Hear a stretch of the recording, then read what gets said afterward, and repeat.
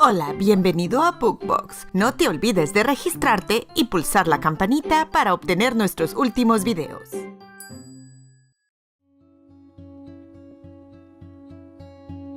El río y la montaña, revisado por BookBox. Un día, el río pensó: ¿por qué tengo que fluir durante toda mi vida? ¿No podría parar y descansar un rato?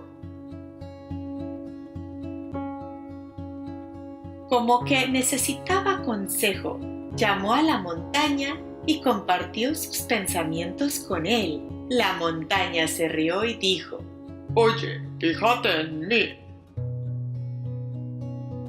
Llevo parado en el mismo lugar desde siempre. El río replicó: pero tú eres firme y estás en un solo lugar. ¿Cómo es posible que te puedas cansar? En cambio, yo tengo que estar moviéndome todo el tiempo. No puedo descansar ni un solo minuto. La montaña sonrió. Así lo ves tú. Pero yo estoy cansado de estar aquí, contestó. Todos los días veo los mismos árboles y el mismo cielo.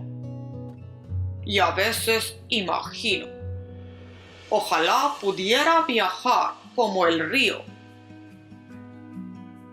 Visitaría nuevos bosques y pueblos. Regaría los campos y daría vida a todos, y todos me querrían de verdad. El río lo interrumpió. ¡Qué extraño! Tu vida es tan tranquila y cómoda, pero tú no estás contento. ¿No lo entiendes, hermana?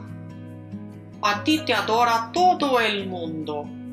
La montaña le dijo cariñosamente: tú fluyes por el bien de los demás, y eso no es todo. Después de dar tanto, lo que te queda lo ofreces al mar. Al escucharlo, el río se inclinó ante la montaña y le dijo muy entusiasmada: tienes toda la razón, mi hermano. La verdadera razón de ser de mi vida es dar vida a los demás. Gracias por tu gran sabiduría, le dijo.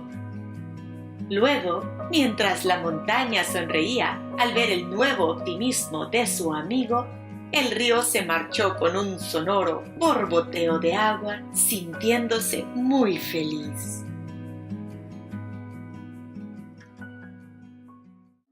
Hola, no te olvides de pulsar me gusta y compartir este video. Deja también tus comentarios ahí debajo.